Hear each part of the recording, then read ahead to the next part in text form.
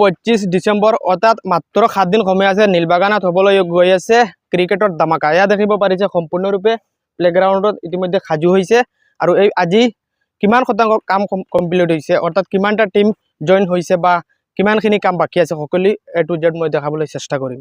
নীলবাগান ক্ৰীড়াকন্থা আৰু Nilbagan new star ক্লাবৰ দ্বাৰা আয়োজিত ক্ৰিকেট টুৰ্ণামেণ্টখনত ইতিমধ্যে মই উপস্থিত হৈছে আৰু কিমান শতাংশ কাম কমপ্লিট হৈছে সবিশেষ জনাম এই ভিডিঅ'ৰ জৰিয়তে। ভিডিঅ'টো এটা শ্বেয়াৰ কৰি দিব যাতে অহা 25 তাৰিখে ক্ৰিকেট প্ৰেমী ৰাইজ এইখন প্লেগ্ৰাউণ্ডত আহি উপস্থিত হ'ব পাৰে।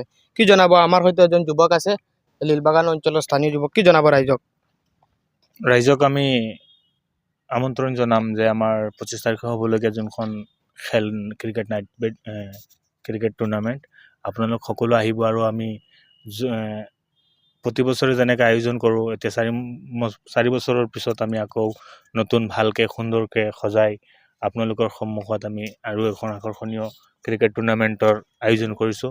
গতিকে আপোনালোক সকলোকে আমি ৱেলকাম জনাম। 25 তাৰিখে আপোনালোক সকলো আহিব।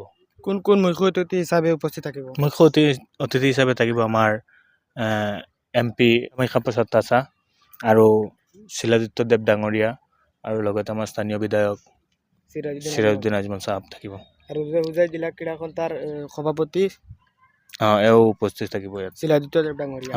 বন্ধুসকল বহুতো বিশিষ্ট ব্যক্তিসকল ইয়াতে উপস্থিত থাকিব। অহা 25 তাৰিখে আপোনালোকো থাকিব কিয়নো ইয়াত এখন ধামাকা ক্ৰিকেট টুৰ্ণামেণ্ট হ'বলৈ গৈ আছে। ইতিমধ্যে 25টা টিমে অংশগ্ৰহণ কৰিছে আৰু বাকীকেইটা টিম যদি আপুনি দিব বিচাৰে তেন্তে তেওঁলোকৰ সৈতে যোগাযোগ কৰি দিব পাৰিব। ইয়াত দেখিব পাৰিছে চাৰিওফালে আটক ধুনীয়াকৈ সেই প্লেগ্ৰাউণ্ডখন সজাই পৰাই তোলা হৈছে। ইতিমধ্যে 80% কাম কমপ্লিট হৈছে আৰু 20% কাম বাকী আছে। আশা কৰোঁ 2-3 দিনৰ ভিতৰতে সম্পূৰ্ণ প্লেগ্ৰাউণ্ডটো প্ৰস্তুতি হৈ যাব। গতিকে মই সকলো ৰাইজক অসমবাসী ৰাইজক বিশেষকৈ হোজাই অঞ্চলৰ ৰাইজক এই টুৰ্ণামেণ্টখনত অহা 25 তাৰিখ আপোনালোক সকলোক ৱেলকাম জনাইছোঁ যাতে আপোনালোক সকলোৱে এইখন প্লেগ্ৰাউণ্ডত অহা 25 তাৰিখ সন্ধিয়া 6টাৰ সময়ত ইয়াতে উপস্থিত থাকে কিয়নো হোজাইত বা ক্ৰিকেটৰ বতৰ চলি আছে আৰু নীলবাগানত টুৰ্ণামেণ্ট নহয় এনেকুৱা হ'বই নোৱাৰে।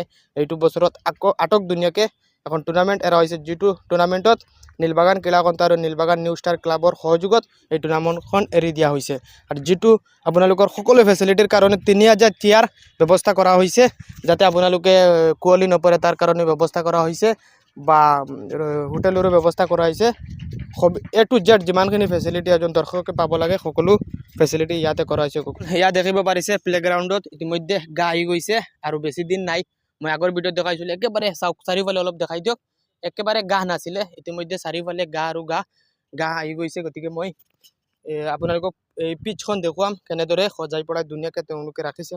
সম্পূৰ্ণ পিচ ইতিমধ্যে ৰেডি হৈ গৈছে। আপোনালোকে ইয়াত 25 ডিচেম্বৰ ইয়াত অভাৰত খালি 6 দেখিব পাৰিব ধামাকা ক্ৰিকেট আমাৰ নীলবাগানত। গতিকে সকলো ৰাইজক এই টুৰ্ণামেণ্টখনত উপস্থিত একান্তভাৱে কামনা কৰিলোঁ যাতে আপোনালোকে এই টুৰ্ণামেণ্টখনত আহি এবাৰ উপস্থিত হয়। প্ৰথম দিনা তেওঁলোকে হয়তো 100 টকা ৰাখিব আৰু প্ৰাইজ মাচুল। গতিকে মই অনুৰোধ জনাম এয়া চাওক সকলো ৰাইজে যাতে এই প্লেগ্ৰাউণ্ডখনত এবাৰ আহি ভিজিট কৰে। চাৰিওফালে এবাৰ দেখাই দিয়ক আমাৰ ৰাইজক কেনেকৈ ধুনীয়াকৈ সজাই পৰাই তুলিছে নীলবাগান ক্ৰীড়াকন্থা আৰু নীলবাগান নিউ ষ্টাৰ ক্লাবে আয়োজন কৰা এই টুৰ্ণামেণ্টখনত ইমান ধুনীয়াকৈ সজাই তুলিছে যে 4 বছৰ মূৰত আৰু এখন টুৰ্ণামেণ্ট আৰম্ভ হৈছে য'ত আপোনালোকে সম্পূৰ্ণৰূপে আমোদ পাব আৰু দেখিও ভাল পাব। গতিকে সকলো ৰাইজে এইখন টুৰ্ণামেণ্টত আহি উপস্থিত হ'ব।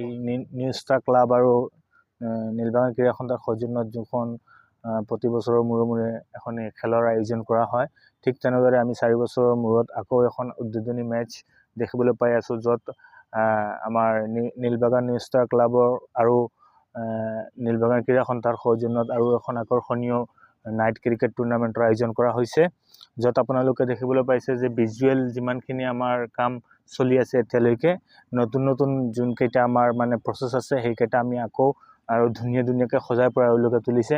গতিকে কিমান দিন লাগিব সম্পূৰ্ণ কাম? হয়, সম্পূৰ্ণ কাম কৰোঁতে আমাৰতো এমাহৰ পৰা কাম চলি আছে। এতিয়া আৰু আমাৰ ডেকৰেটাৰজনৰ কোৱা মতে আৰু 4 দিনমান সময় লাগিব। 4 দিনৰ ভিতৰত আমাৰ খেলপথাৰখন পূৰা একেবাৰে সম্পূৰ্ণ হৈ ৰূপত পৰিণত হ'ব। মুখ্য অতিথি হিচাপে আমাৰ স্থানীয় বিধায়ক থাকিব সিৰাজউদ্দিন আজমল ডাঙৰীয়া আৰু আমাৰ হোজাই জিলা ক্ৰীড়াকন্থাৰ থাকিব আমাৰ MP শ্ৰীযুত কামাখ্যা প্ৰসাদ তাছাও আমাৰ থাকিব আমি জনামতে। আৰু আমাৰ এইখন খেল আপোনালোক সকলোলৈ আমি